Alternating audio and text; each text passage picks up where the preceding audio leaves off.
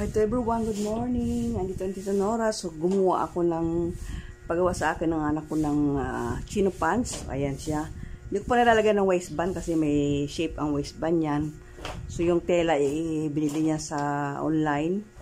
So may kud yan. So medyo stretch siya. Ayan.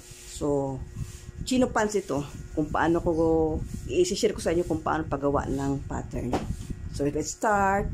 So, sa chinos pants, yung kanyang waist ay 34, ang knee ay 17.5. So, ang hips niya ay 38, ang bottom niya ay 14, ang inseam niya ay 29.5. Kung sa standard yan, 40 ang haba, yan 29 ang inseam niya. Ang thigh ay 24, ang knee length, so kailangan pag chino pants, kukunin mo yung knee length niya mula sa baywang hanggang sa tuhod. Yun ang kanyang sukat. So, ang length ng pants ay 38. Ang crotch na niya all the way round, susukatin mo paikot mula sa harap hanggang sa likod, 26.5. So, ayan. Guhit muna tayong vertical at horizontal, no? So, ayan siya. Guhit tayo.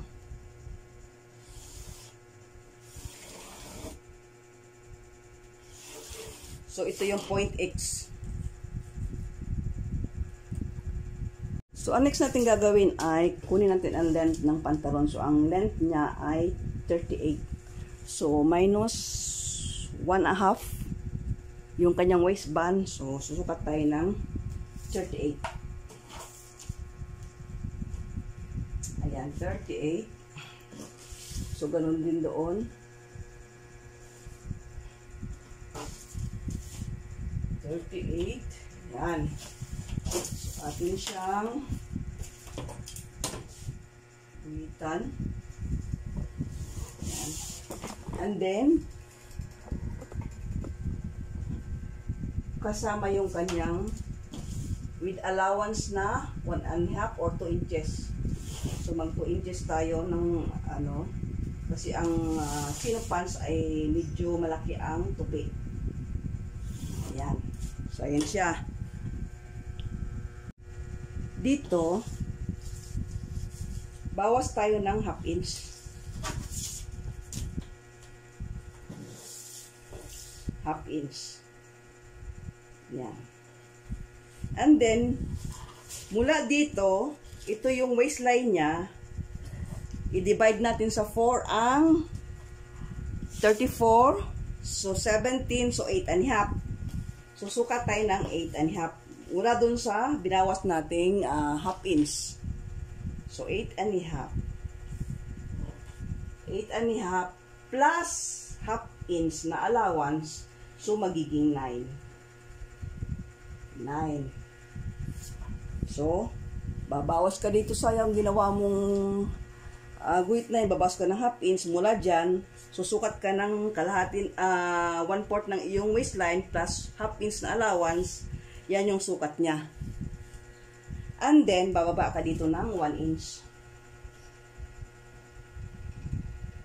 1 inch. And then, connect. Connect natin. Mula dito hanggang dyan, connect natin yan. So, yan yung waistline ng chinos pants.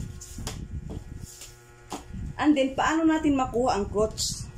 So, yung crotch natin, ang crotch mo dito, ang kukunin mo lang ay ang kanyang all the way round ng crotch niya.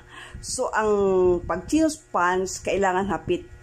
No, wala siyang free. Hindi siya maluwag. So, dito, sa basic pantalon ay ang pakuha mo ang crotch ay ang thigh o ang waistline divided by 4 equals the crotch line. Sa basic, plus 2 inches or 1.5. Pero dito sa chinos pants, ibababa mo lang siya ng kung ano yung 1/4 ng waistline mo, yun lang yung ibababa mo. Hindi ka magdadagdag. So, 8.5. So, 8.5 yan. Buhay natin 8.5. And then, sukatin natin mula dyan hanggang dito. Yan yung kanyang crotch line. Crotch line. Yan. And then, sukatin natin yung kanyang knee length. So, ang knee length niya ay 18. So, mula doon, ima-minus mo yung 1/2 na waistband mo. Ayan. So, yan ang 18. Ganun din doon. And then, guhit. Guhit natin. So, ito yung knee length niya. No? So, ito naman yung thigh at crotch line. So, yung pagkakaiba, no? And then, ito ngayon, hatiin mo rin yan. So, gagawin mo natin yung mga pahalang na guhit. Mula dito, hatiin mo yan. So, ayan siya.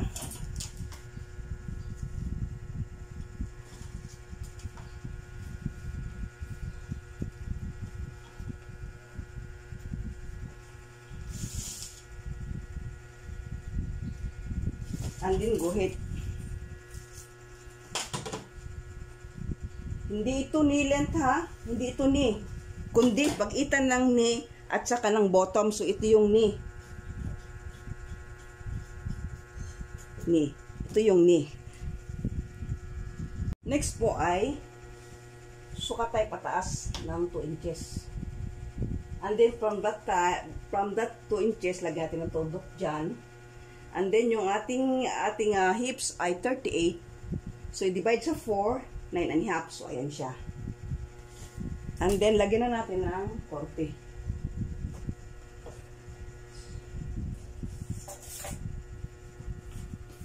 Ayan. 40. Ayan. Ayan ang 40 niya. And then, saka na natin connect dito. Yan. So, ayan siya.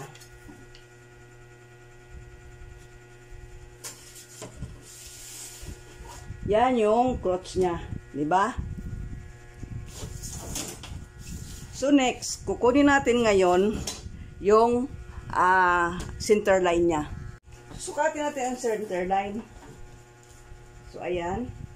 So, 12. So, magiging 6 siya.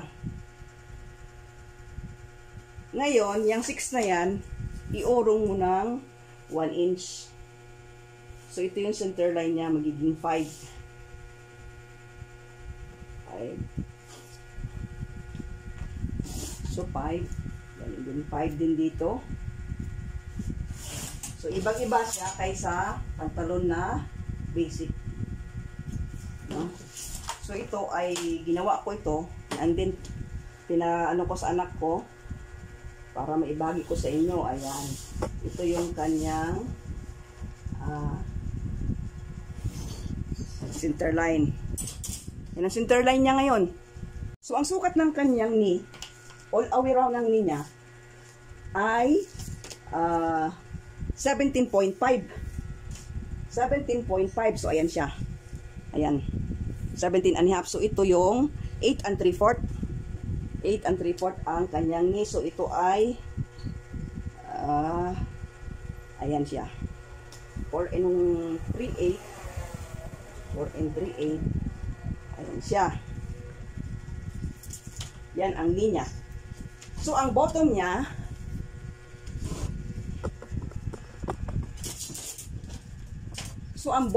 ay 14. So, ito kasi medyo malaki siya, kaya 14 ang kanyang bottom. Pero kung mga 28 lang ang baywang, mga kuwan lang yan, ang bottom niya 6.5, 13. So, ito ay bottom niya. So, ganun din ang sukat nito. Kaya tayo naglagay ng ganyan, ganun din ang sukat niyan. Kasi ang chinos pants ay straight yan mula dito sa hati ng binti pababa. So, ayan siya. No? So, nalagay na siya ng tandaan, no? So, atin na siyang ipag-connect ang mga slots. So, ayan siya. Yan.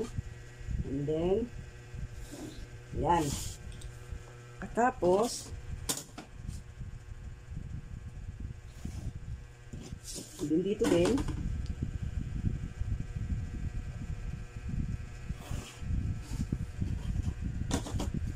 and then ito gamitin mo dito. Yan. And then,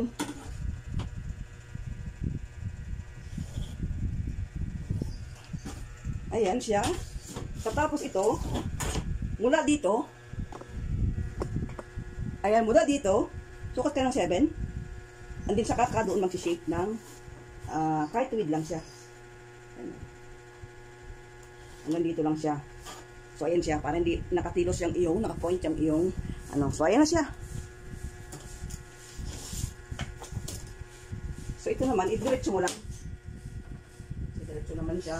Yan yung allowance niya. Yan, idiretso mo lang yan. Kaya yan ang allowance niya. Malagyan tinta ito. Yan. So, ito yung front. Next naman, ang back. Punta, dito muna tayo sa bulsa kung paano, no? So, dito sa bulsa, pasok ko ng 1 3/4. Yan, 1 3/4. Yan, and then 7 dito. Katapos, ulit na. So, yan yung bulsa niya. Yan. So, kakainin pa yan. So, ito na lang magiging bulsa. Kakainin pa yan, half inch dyan. So, nandito lang yung bulsa mo. Yan. And then, sa bulsa, sukat ka ng 11 inches. 11. And then, ang lapad ay 6.5. So, ayan siya. Para mayroong bulsa. Ito yung bag niya. Bag. Ayan. And then, binogin natin. Ayan, binogin. So, maganda yung meron kang ganyan. Katapos, ayan. Kailangan meron siya dito. Kapit mo siya. Para doon, yung tela na yun, kapit yung bag mo. So, ayan siya. Ito yung pocket bag mo. Ply niya, sukat ka ng 6. Ayan, 6. And then 1.5 or 1 1/4. So, ayan siya. 1 1/4 and then, ano siya?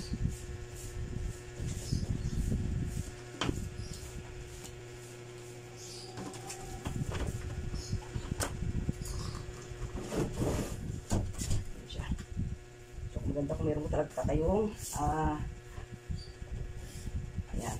So, ayan na yung kanyang pinaka-ply. So, yan. Next naman ay ating back.